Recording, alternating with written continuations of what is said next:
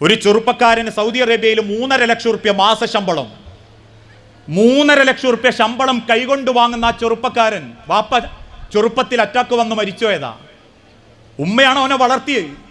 അവസാനം നാട്ടിൽ നിന്ന് ഡോക്ടറെ കാണിക്കാൻ പോയ ഉമ്മാന്റെ ശരീരം പരിശോധിച്ച ഡോക്ടർ ഉമ്മാന്റെ അടുത്ത് നിൽക്കുന്ന ഓൻ്റെ ഭാര്യനോട് നമ്പർ വാങ്ങി ഗൾഫിക്ക് വിളിച്ചിട്ട് പറഞ്ഞു, മോനെ ഉമ്മാന്റെ വയറ്റിലൊരു മുഴയുണ്ട്, അത് ഓപ്പറേഷൻ ചെയ്താൽ പോലും സക്സസ് അല്ല, അതുകൊണ്ട് ഇനി തിരിച്ചു വന്ന് നല്ല നിലക്ക് ഉമ്മാനെ നോക്കിയാൽ എനിക്ക് നോക്കുന്ന അത്ര കാലം കിട്ടും.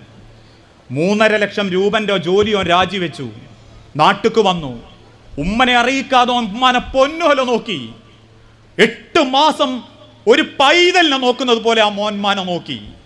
അവസാനം ഇക്രൗ ഹോസ്പിറ്റലിൻ്റെ ICUവിൻ്റെ ഉള്ളിൽ അവസാനത്തെ ശ്വാസത്തിൻ്റെ പെടച്ചിലിൻ്റെ മുൻപ് ആ ഉമ്മ പറഞ്ഞു, എനിക്കിൻ്റെ മോനെ ഒന്ന് കാണണമെന്ന്.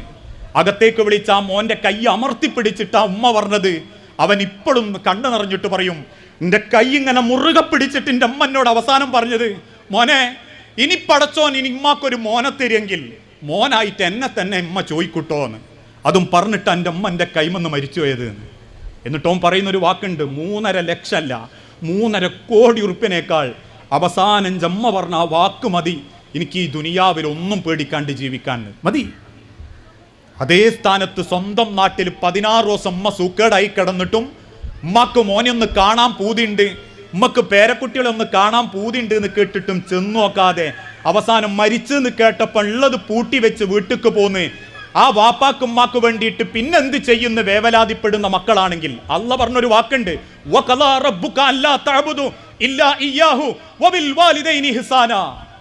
ദുനിയാവ് തന്നെ പടച്ചോൻ ആ മക്കൾക്ക് അതിൻ്റെ സങ്കടം അനുഭവിപ്പിച്ചിട്ടേ അള്ള തിരിച്ചു വിളിക്കൂ. അത് മക്കളായാലും ശരി മരുക്കളാണെങ്കിലും ശരി. ഒരു ഉമ്മാനെയും വാപ്പാനെയും സങ്കടപ്പെടുത്തിയ മക്കൾക്ക് പടച്ചോൻ ദുനിയാവ് തന്നെ അതിൻ്റെ കണക്ക് നോക്കി കൊടുക്കുന്നു. അല്ല വേഗം കണക്ക് വെക്കുന്നത് ഏതാണെന്നറിയോ? ദുനിയാവിൽ സ്വന്തം വാപ്പനെയും ഉമ്മനെയും സങ്കടപ്പെടുത്തിയാലാ, അവരെ കണ്ണ് നിറഞ്ഞാലാ. അതുകൊണ്ടാ റസൂലുള്ളാഹി സല്ലല്ലാഹു അലൈഹി വസല്ലമൻ്റെ സഹാബാക്കൾ റസൂൽ ഒരു കാര്യം പറഞ്ഞാൽ അവരുമ്മ കഴിച്ചതിന് ശേഷം വാപ്പ തിന്നതിന് ശേഷം അവർ ഭക്ഷണം കഴിക്കൂ. ഒരാഗ്രഹം രക്ഷിതാക്കൾ പറഞ്ഞാൽ അത് പൂർത്തീകരിച്ചിട്ടല്ലാതെ അവർ കിടന്നുറങ്ങിയിട്ടില്ല എന്നാ. അതുകൊണ്ട് തന്നെയാ അല്ലാഹു തആല പറഞ്ഞതും റിളല്ലാഹി ഫീ റിളൽ വാലിദൈൻ. പക്ഷെ ഇന്ന് ഒരുപാട് കുടുംബങ്ങളിൽ സ്വന്തം വീട്ടിൽ ഉണ്ടാക്കിയ പൊരയിൽ ജീവിക്കുന്നത് പോലും പേടിച്ചിട്ടാ. ഒരുപക്ഷെ പല മക്കളും ആ വിഷയത്തിലും വേണ്ട രീതിയിൽ ഇടപെടുന്നില്ല. ശരിയാ. കാരക്കുന്നത്തെ മഹലിൻ്റെ ഒരു പ്രസിഡന്റാ ഞാൻ, പള്ളി കമ്മിറ്റി പ്രസിഡന്റാ. ചില ആൾക്കാരൊക്കെ ഫോൺ വിളിച്ചിട്ട് പറയും, ഉസ്താദേ നമ്മളെ ഉമ്മൻ്റെ വിഷയത്തിൽ നമ്മളൊന്ന് മധ്യസ്ഥം പറയണം. 5-8 മക്കളുള്ള ഉമ്മയാ, വാപ്പ നേരത്തെ മരിച്ചുപോയി, അവസാനം ഉമ്മ ജീവിക്കുന്നത് ഇളയോൻ്റെ കൂടെ. അങ്ങനെയാ നാട്ടു നടപ്പുന്ന ചിലരെ ധാരണ. ഇളയോക്കൊന്ന് വീട്ടിൽ പോകണമെങ്കിലോ അതിനൊന്നും ചോദ്യമല്ല, ഇളയോക്ക് 4 ദിവസത്തോളം അമ്മൻ്റെ അടുത്ത് ചോദിക്കണമെങ്കിലോ അതൊന്നും ചോദ്യമല്ല, ഇളയോളെ പൊരയിലയക്കണം. വന്നു നോക്കാൻ നിൽക്കാന്നൊക്കെ എല്ലാവരും പറയെങ്കിലും അത്യാവശ്യ ഘട്ടത്തിന് വിളിച്ചാൽ 100,000 മുടക്ക. വാപ്പാന്റെയും ഉമ്മാന്റെയും കൈമൽ 1000-ന്റെ 2 നോട്ടുണ്ട കൊടുത്ത എല്ലാം തീർന്നെന്ന് വിചാരിക്കുന്ന പമ്പര വിഡ്ഢികളായ മക്കളുണ്ട്. ഏതെങ്കിലും പെരുന്നാളിന് ഉമ്മാക്കൊരു പർദ്ദയും വാപ്പാക്കൊരു കാച്ചിയ തുണിയും വാങ്ങിക്കൊടുത്താൽ തീർന്നു എന്ന് ചിന്തിക്കുന്നവര്, ഇടക്കിടക്ക് ഞാൻ പോയിട്ട് 10-100 കൈമലച്ചൊടുക്കലുണ്ട് എന്ന് പറഞ്ഞ ഒക്കെ കഴിഞ്ഞെന്ന് ചിന്തിക്കുന്നവര്, അതിൻ്റെ 1000 മടങ്ങ് ഒറ്റപ്പെടുത്തലും കണ്ണീരും അവരെ അനുഭവിപ്പിച്ചിട്ടല്ലാതെ അള്ള തിരിച്ചു വിളിക്കൂല എന്ന് പടച്ചോനാ പറഞ്ഞ്. അതുകൊണ്ട് ഇളയോന്റെ ഭാര്യയായിട്ടും ഒത്തുപോണില്ല, അതൊരു പ്രശ്ന. ഓലമ്മിൽ എന്തൊക്കെയോ പ്രശ്നങ്ങളുണ്ട്, അതൊന്ന് മധ്യസ്ഥം പറയണം. അപ്പം ഞാനൊക്കെ സ്വാഭാവികമായിട്ടും തിരിച്ചു വയ്ക്കലുണ്ട്, ഉമ്മാക്ക് എത്ര മക്കളുണ്ട്? 8 മക്കള്. എന്താ ബാക്കി 7 കൂടാത്ത? ബാക്കി 7 എന്താ ഒരുമിച്ചിരിക്കാത്ത? എന്നിട്ടോ നാട്ടിലെ പള്ളി കമ്മിറ്റീനെ പോയി കാണുക. ഒരു ഉമ്മ പെറ്റ് വലുതാക്കി ഉമ്മാന്റെ പൊക്കിൾ കൊടിന്റെ അടയാളം സ്വന്തം മാറത്തുള്ള ഒരുത്തൻ ഓന്റെ ഉമ്മാനെ നോക്കാൻ പെണ്ണിന്റെ വാക്കും കേട്ട് പള്ളി കമ്മിറ്റിക്കാരെ പിന്നാലെ നടക്കുക. അതിലും നല്ലത് സഹാബത്ത് പറഞ്ഞ മാതിരി വടിച്ചു കളഞ്ഞിട്ടോള മാതിരി ജീവിക്കുന്ന. അതെന്റെ വാക്കല്ല. കാരണം ഞാനും നിന്റെ മക്കൾക്ക് വേണ്ടി ഇത്ര ഉരുകുന്നുണ്ടെങ്കിൽ, ഇത്ര സൗകര്യമില്ലാത്തൊരു കാലത്തുരുകിയവരാ മാതാപിതാക്കള്. ഇപ്പോഴും കുയിലേക്ക് മരിക്കാൻ ഒരുങ്ങുന്ന ഒരു വാപ്പാക്കൊരാഗ്രഹമുള്ളൂ, മക്കൾ ഒരുമിച്ചിക്കണമെന്ന്, മക്കൾ നല്ല നിലക്കാവണമെന്ന്. അറിഞ്ഞിട്ടുണ്ടോ അവരുടെ കണ്ണീര്?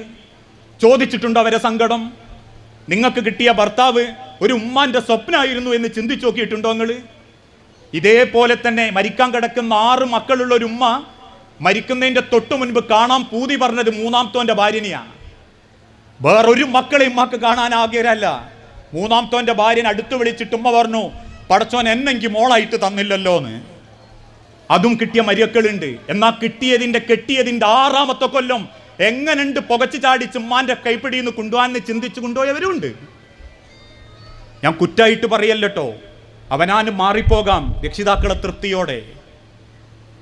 അതോടൊപ്പം തന്നെ അവർക്ക് ചെയ്തു കൊടുക്കാനുള്ളതൊക്കെ ചെയ്തു കൊടുക്കണം. ഇതെന്തിനാണെന്നറിയാവോ? നിങ്ങളെയൊക്കെ അഡ്രസ്സ് ഇപ്പോഴും അവരില്ലാണ്ടാകുമ്പോഴേ നമ്മൾ ആ വിലയറിയൂ. ഉമ്മയും ബാപ്പയും ജീവിച്ചിരിക്കുന്ന കാല സ്വർഗം. ഒരു സങ്കടം വന്നാൽ പോലും ഉമ്മാന്റെ മടി തലവെച്ച് കിടക്കുമ്പോൾ കിട്ടുന്ന ഒരു സമാധാനം ഉണ്ടല്ലോ. ലോകത്തൊരു പുക വലിക്കും കുടിക്കാനും പോയാലും കിട്ടൂല, ലോകത്തൊരുത്തൻ്റെ മടി കിടന്നാലും കിട്ടൂല. പക്ഷേ നഷ്ടപ്പെട്ടു പോയിട്ടാണ് അത് അറിയുന്നതെങ്കിൽ പിന്നെ ഉമ്മാന്റെ കബറും പുറത്ത് പേരെഴുതി വെച്ചതുകൊണ്ടും ഉമ്മാന്റെ കബറിങ്കലേക്ക് 1000 ചാക്ക് അരി സിമന്റ് നേർച്ചയാക്കിയതുകൊണ്ടും പള്ളിക്ക് 100 ആഴ്ച എത്തിങ്കാനക്ക് 100 ചാക്ക് അരി എടുത്തതുകൊണ്ടും കാര്യമല്ല. ജീവിച്ചിരിക്കുമ്പോൾ ഒന്ന് അടുത്തിരിക്കണം, ഒന്ന് കൈ പിടിക്കണം. എന്തൊക്കെയാ അമ്മ അങ്ങളെ വിശേഷം എന്ന് ചോദിക്കണം.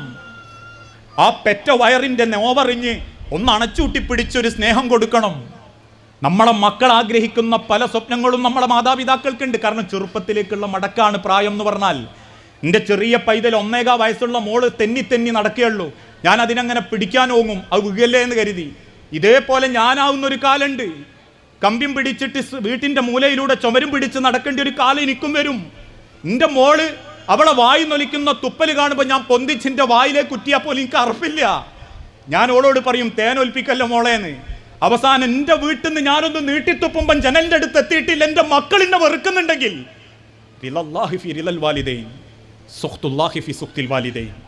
അതിൻ്റെ 1000 മടങ്ങ് നിങ്ങളെ അറിയിച്ചിട്ടല്ലാണ്ട് പടച്ചോൻ ഈ ദുനിയാവെന്ന് തിരിച്ചു വിളിക്കൂലാണ്. അത് മക്കളാണെങ്കിലും ശരി, മരുക്കളാണെങ്കിലും ശരി. സൗദി അറേബ്യയിലുള്ളൊരു വാർത്ത നമ്മൾ ഫേസ്ബുക്കിൽ കൂടെ വായിച്ചു. ജ്യേഷ്ഠനെതിരെ അനിയൻ കേസ് കൊടുത്തു. എന്താ കാരണം? വാപ്പാനെ നോക്കാൻ വിട്ടിരുന്നില്ല. കേരളത്തിലെ മുഴുവൻ വാട്സപ്പ് ഗ്രൂപ്പിലും അത് എത്തിയിട്ടുണ്ട്. എനിക്കെന്നെ 150 ആളെങ്ങാൻ അയച്ചിട്ടുണ്ട്. അതിൻ്റെ ഉള്ളടക്കം എങ്ങനെയായിരുന്നു? വാപ്പക്കെ കിട്ടാൻ അനിയൻ കേസ് കൊടുത്തു. അവസാനം വിധി വന്നു അനിയൻ്റെ കൂടെ വിടാൻ. കുറച്ച് അനിയൻ വാപ്പനെ നോക്കട്ടെ. സൗദിയിലെ പരമോന്നത കോടതിയിൽ നിന്ന് വാപ്പാൻ്റെ കൈ പിടിച്ചിറങ്ങി വാപ്പാനെ കാറിലേക്ക് കയറ്റാൻ നോക്കുമ്പം ഈ ജ്യേഷ്ഠൻ അനിയൻ്റെ അടുത്ത് വന്ന് പറയാ, ഡോ ഇങ്ങിൻ്റെ സ്വർഗാട്ടോ കൊണ്ടുപോകണമെന്ന്, ഇങ്ങിൻ്റെ സ്വർഗാ കൊണ്ടുപോകുന്നതെന്ന്, അതെനിക്ക് ഓർമ്മ വേണമെന്ന്. അത് കേരളത്തിലെ മുഴുവൻ വാട്സപ്പ് ഗ്രൂപ്പുകളിൽ എല്ലാവരും ഷെയർ ചെയ്ത്. ഇപ്പം അങ്ങനെയാ ഒക്കെ വാട്സപ്പ് സ്നേഹം. മാതൃദിനത്തിന് പണ്ടപ്പോഴോ ഉമ്മാൻ്റെ അപ്പരുള്ളൊരു ഫോട്ടോ എടുത്തിട്ടിട്ട് പറയും, എൻ്റെ കരളിൻ്റെ കരളായ ഉമ്മ. ഉമ്മാനെ പോയി നോക്കിയിട്ട് 1 മാസം തികഞ്ഞില്ല.